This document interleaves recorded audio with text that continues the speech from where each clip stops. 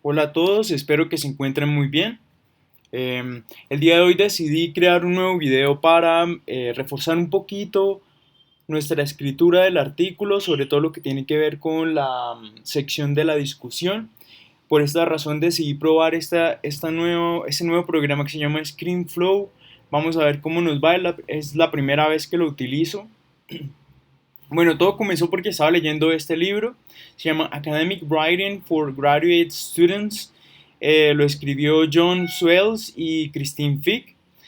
Me gustó mucho porque le explica a uno de manera muy detallada los recursos que uno puede utilizar cuando está escribiendo artículos científicos. Esos dos autores proponen que cuando uno va a escribir la sección de discusión, uno debería utilizar 5 movimientos que ellos han encontrado en su investigación. Ellos han investigado en diferentes disciplinas cómo escriben los autores sus artículos científicos y encontraron estos 5 movimientos.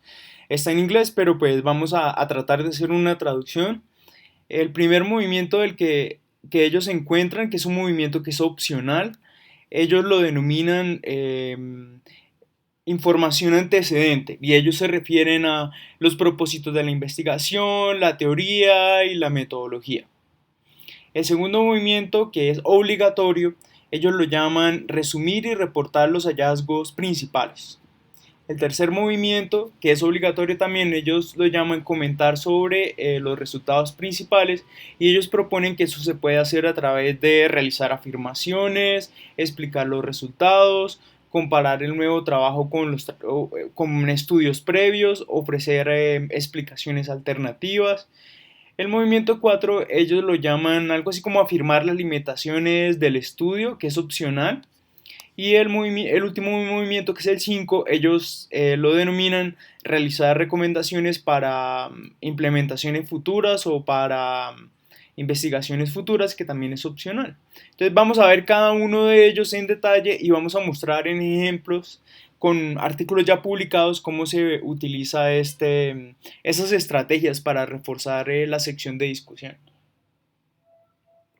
Con relación al primer movimiento, si lo recordamos, se llama información antecedente. Lo que ellos mencionan es que el propósito básico en el movimiento uno de la discusión es contextualizar el estudio y al hacer esto consolidar lo que llaman el espacio de investigación. O sea, es lo que tú le dices al lector, mira, acá hay un abismo en el conocimiento y eso es lo que yo quiero llenar de ese abismo en el conocimiento. Como ya lo mencionábamos anteriormente, la forma de hacer eso es a través de recordarle al lector cuáles eran nuestros propósitos de la investigación, cuáles son las teorías y las metodologías que utilizamos, aunque no siempre hay que utilizar eso. Eso depende de nuestro estilo al escribir. El segundo movimiento, que si lo recordamos, es resumir y reportar los hallazgos claves. Lo que ellos mencionan es que en la mayoría de las secciones de discusión, eh, la gran parte del espacio es tomada por estos dos movimientos 2 y 3. Y como se vio en la sección de resultados, de pronto haga un video más adelante sobre eso. Típicamente se van reciclando las secuencias de los movimientos 2 y 3. Estos dos autores, Berkenkotter y Hookin, ellos describen este proceso como trabajar de adentro hacia afuera. Los escritores se refieren primero a su estudio y luego lo relacionan con trabajos previos en su campo. Entonces, si recordamos, el movimiento 2 básicamente lo que se hace es nosotros resumimos y reportamos nuestros hallazgos, nuestros resultados principales. Y luego en el movimiento 4 lo que hacemos es comentar sobre esos resultados y lo podemos hacer de diferentes maneras, haciendo afirmaciones, explicando esos resultados, comparándolos con nuevo trabajo, comparando esos nuevos resultados con investigaciones que se han hecho antes, o también lo podemos hacer ofreciendo alternativas distintas.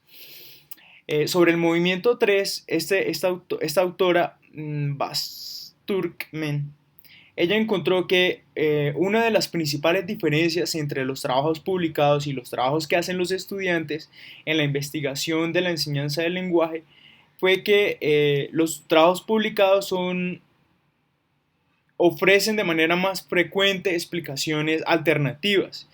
Ella ofrece un número de posibles explicaciones para esta diferencia. Por ejemplo, que los escritores que ya han publicado tienen un conocimiento más profundo de las teorías que están disponibles y que ellos son capaces de retarse cognitivamente con explicaciones novedosas. Y que estos escritores también incrementan los nuevos valores de su trabajo al extender esos focos que están muy estrechos de sus estudios en estas maneras. Si miramos el movimiento 4, lo recordamos que es algo así como afirmar las limitaciones del estudio. Básicamente lo que estos autores nos quieren decir es que haya alguna evidencia en aquellas llamadas ciencias grandes, como la farmacología, donde sugerir investigación futura ya no es tan frecuente. Sin embargo, pero ellos dan unas explicaciones y es que en farmacología no es buena idea darle ideas a los rivales, oiga, estudien esto porque les quitan la patente o ustedes saben que hay muchas cuestiones aquí de competencia sobre los fármacos, pero lo que es en ciencias de la educación yo sí he visto muchas veces que una de las estrategias en los artículos es sugerir en dónde podría hacerse nueva investigación.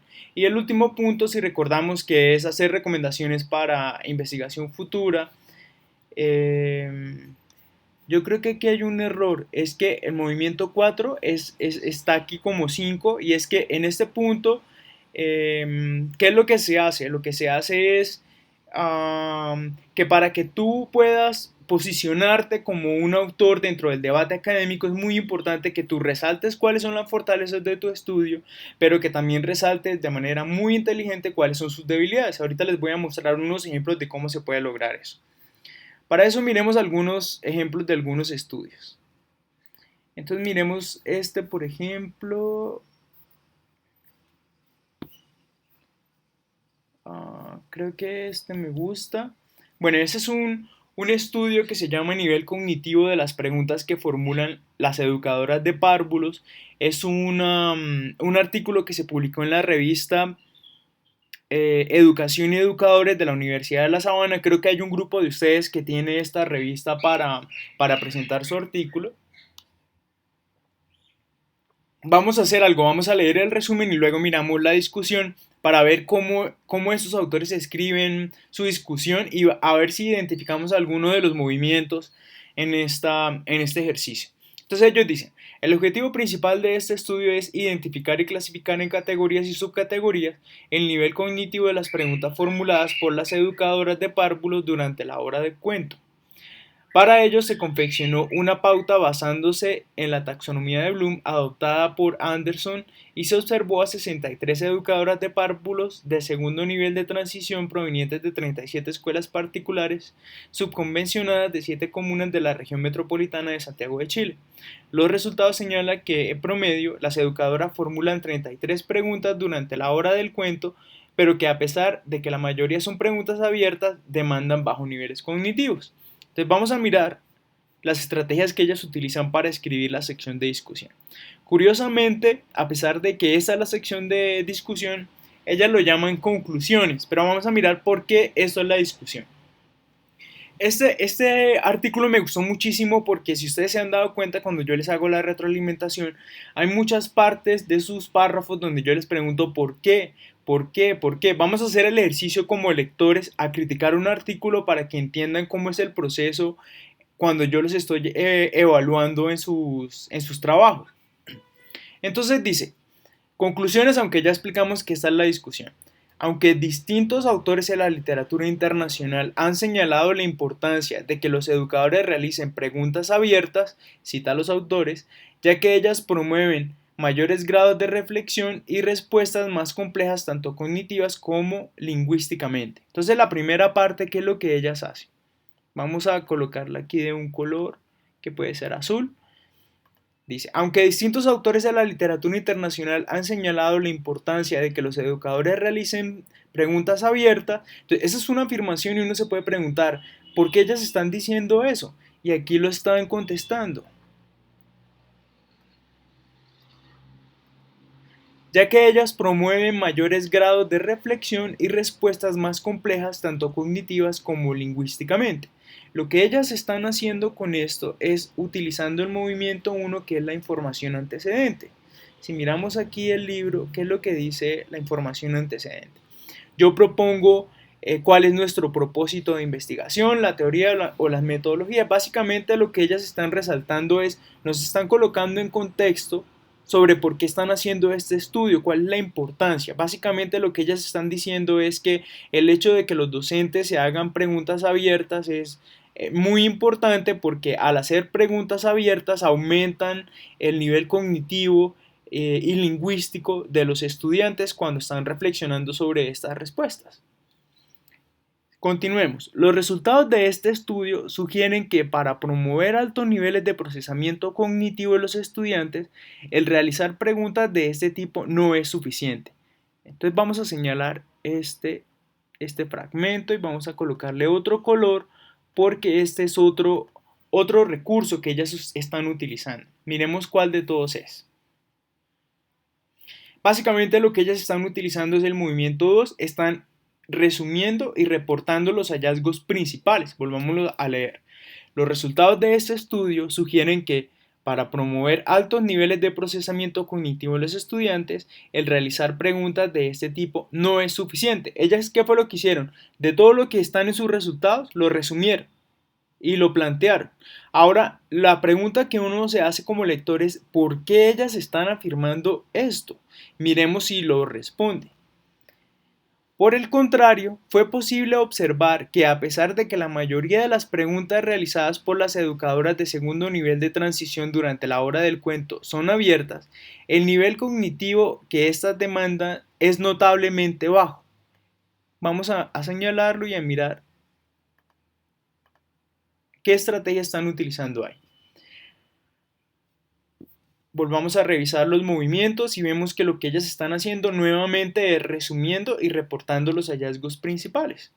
Volvámoslo a leer. Por el contrario, fue posible observar que a pesar de que la mayoría de las preguntas realizadas por las educadoras de segundo nivel de transición durante la hora del cuento son abiertas, el nivel cognitivo que estas demandan es notablemente bajo. Entonces uno vuelve y se pregunta, ¿pero ellas por qué están afirmando eso? Vamos a mirar si ellas lo responden. Este hecho se debe a que las preguntas correspondían mayoritariamente a la categoría de recuperar, lo que significa que estaban orientadas principalmente a que los estudiantes identificaran y recordaran aspectos tratados en el texto sin promover mayores niveles de elaboración al respecto. Vamos a señalarlo y vamos a mirar qué están haciendo ellas acá.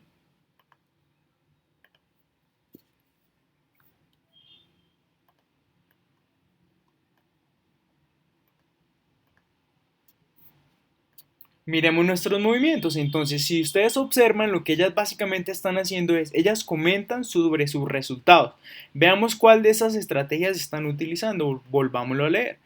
Este hecho se debe a que las preguntas correspondían mayoritariamente a la categoría de recuperar. Ellas lo que están haciendo ahí es una afirmación.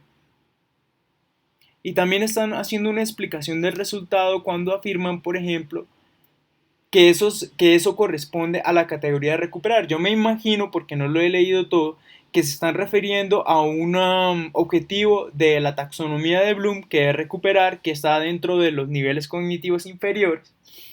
Ahora sigamos leyendo qué más hacen ellas, lo que significa que estaban orientadas principalmente a que los estudiantes identificaran y recordaran aspectos tratados en el texto sin promover mayores niveles de elaboración al respecto. Entonces ellas dan una respuesta a nuestro porqué a través de hacer afirmaciones, explicar el resultado y de alguna manera están ofreciendo explicaciones alternativas. Básicamente lo que ellas están haciendo es explicar una razón de por qué estos niveles cognitivos que logran las profesoras con sus preguntas abiertas no son suficientes. O por qué más bien no se está cumpliendo el objetivo de las preguntas abiertas que ellas habían identificado en la literatura. Se supone que las preguntas abiertas lo que buscan es aumentar el nivel cognitivo, pero ellas no encontraron eso porque las preguntas solo se alinean con la categoría recuperar de la taxonomía de Bloom. Vamos a seguir leyendo parte de esta discusión. Dice, asimismo, llama la atención no solo el bajo nivel de frecuencia de las preguntas de mayor complejidad, sino también el hecho, entonces, aquí lo que están haciendo es, vuelven a resumir los hallazgos. Creo que lo pusimos de color verde, entonces vamos a colocarlo aquí verde. Vuelven a resumir los hallazgos principales que si recordamos es el movimiento 2. Sino también el hecho de que la mayor cantidad de preguntas se hayan elaborado después del cuento en desmedro de aquellas realizadas antes y durante de su lectura. Vuelven otra vez a resumir los resultados. Cada momento de la hora del cuento tiene un potencial particular para promover en los estudiantes distintos niveles de procesamiento cognitivo. Lo que ellas están haciendo acá es ofrecer una explicación, comentan sobre esos resultados. Sobre esto que se mencionó aquí, ellas lo comentan y le dan una explicación. Cada momento de la hora del cuento tiene un potencial particular para promover en los estudiantes distintos niveles de procesamiento cognitivo. ¿Por qué? Vamos a ver si lo responden. Antes de la lectura es la instancia propicia para que estos activen sus conocimientos previos y desarrollen pensamiento hipotético a través de pensar en escenarios posibles. Vuelven y comentan, dan una mayor explicación de lo que ya están haciendo. Vuelven y comentan otra vez los resultados principales que ya resumieron. Es por ello que preguntas que inviten a realizar inferencias, a relacionar creencias o significados con imágenes o títulos, es una oportunidad que está siendo subvalorada en este contexto. Entonces, ¿qué es lo que están haciendo ellas? Básicamente, el resultado que ellas encontraron es que las preguntas que hacen estas profesoras se limitan al nivel cognitivo de recuperar y no permite desarrollar el nivel cognitivo alto de los estudiantes. ¿Por qué? Porque lo que ellas encontraron es que no aprovechan cada momento de la lectura, a pesar de que cada momento de la lectura se supone que permite desarrollar distintos niveles cognitivos, pero ellas no los hacen porque tienen poquitas cantidades de preguntas de nivel cognitivo alto y porque no aprovechan los distintos niveles, los distintos momentos de la lectura y luego dan una explicación. Es por ello que preguntas que inviten a realizar inferencias, a relacionar creencias o significados con imágenes o títulos, es una oportunidad que está siendo subvalorada en este contexto. Es una explicación que ellas dan sobre lo que está pasando. Vamos a leer el último párrafo, a mirar qué otras estrategias están utilizando, porque si ustedes se fijan, el primer movimiento, que es la contextualización, solamente se utiliza al principio, pero ellas vuelven a reciclar los movimientos. Hacen movimiento 2, luego movimiento 3, vuelven otra vez movimiento 2, vuelven otra vez movimiento 3. Vamos a mirar aquí cómo lo vemos. Del mismo modo, durante la lectura, las educadoras deberían promover procesos de pensamiento de tipo predictivo e inferencial, ya que los estudiantes cuentan con suficiente información sobre el cuento para pronosticar sucesos probables de acuerdo con el desarrollo de la historia. Vuelven y hacen otro movimiento 3.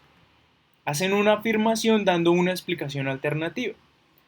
Además de ello, durante la lectura del cuento es posible despegar una infinidad de preguntas que posibilitan el desarrollo del pensamiento, interrogantes que apunten a la distinción, comparación, categorización, por nombrar algunos.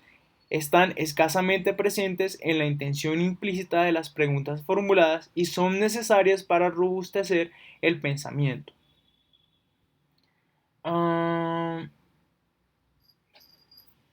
Ellas aquí, bueno, en esta parte hacen una explicación.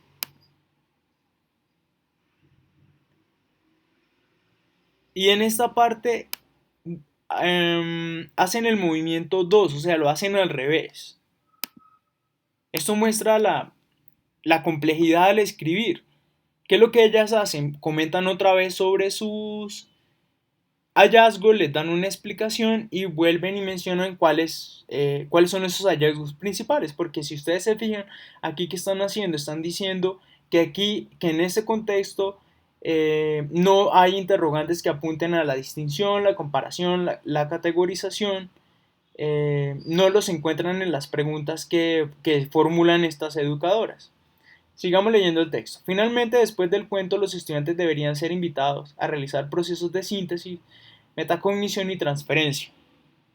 Esa es una afirmación, están haciendo movimiento 3. Sin embargo, a lo largo del estudio, dichos procesos superiores de pensamiento estuvieron prácticamente ausentes y vuelven y hacen un movimiento 2, resumen sus hallazgos. Este artículo es bien interesante, a mí me gustó mucho la forma como esas escritoras van explicando todos sus hallazgos de una manera muy inteligente. Luego, si ustedes fijan, ellas hacen un capítulo aparte, limitaciones y contribuciones de este estudio. Vamos a colocarlo con otro color. ¿Qué son los movimientos 4 y 5? Vamos a leer algo de eso. Las principales limitaciones de este estudio se relacionan con las características y la diversidad de la muestra. Entonces, señalémoslo y uno se puede preguntar, ¿pero por qué? Vamos a ver cómo lo explican. En primer lugar, es posible señalar que el hecho de seleccionar comunas que tuvieran similitudes en términos de sus indicadores económicos, educativos y sociales fue deliberado para poder reunir a todas las comunas participantes en un solo grupo. Esto presenta limitaciones en términos de la representatividad de la muestra y la posibilidad de generalizar los resultados a otros contextos educativos. O sea, ellas básicamente lo que están diciendo es que no es que este estudio sea malo, sino que tiene una limitación que el lector debe tenerlo en cuenta porque es difícil que pueda hacer generalizaciones a otros contextos que no tengan estas características socioeconómicas, básicamente económicas, educativas y sociales. Y no es que el estudio sea malo, es que tiene unas limitaciones y ellas lo plantean. Así evitan que los lectores muy críticos y muy cortantes te vayan a decir, ay, es que ese estudio es malo porque no se puede generalizar. Ellas se están,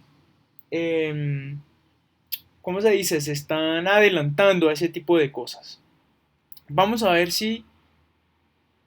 vamos a ver cómo ellas resaltan las características positivas del estudio. Más allá de lo anterior, es posible señalar que los resultados del estudio son relevantes al aportar evidencia empírica del tipo de preguntas que las educadoras de párvulos realizan a sus estudiantes de segundo nivel de transición y del nivel de demanda cognitiva que esas implican, siendo pionero en esta línea no solo a nivel nacional, sino también latinoamericano. O sea, ellas están diciendo, este artículo es importante porque es pionero en su línea. Sigamos leyendo a ver de qué otra forma resaltan las fortalezas de este estudio. De esta forma, a pesar de toda la literatura existente que demuestra la importancia que las preguntas de calidad tienen en la promoción de procesos cognitivos superiores, la evidencia a este respecto es bastante limitada. Entonces ellas están diciendo, hay poquito en la literatura sobre qué es lo que sucede con estas preguntas abiertas y este estudio da más luces sobre eso. Ellas están diciendo cuál es el espacio que está llenando este estudio y ahí está la respuesta. Del mismo modo, las implicancias que el estudio tiene son relevantes ya que permiten retroalimentar los procesos de formación inicial y profesional docente de manera que los educadores valoren la importancia de formular preguntas de calidad y desarrollan habilidades para construirlas, evaluarlas y utilizarlas como un verdadero instrumento pedagógico y de aprendizaje. En esta sección, en esta parte del párrafo, muy inteligentemente, ellas están resaltando cuál es la mayor importancia de su estudio y por eso es que este artículo se publicó porque tiene muy buena calidad de escritura.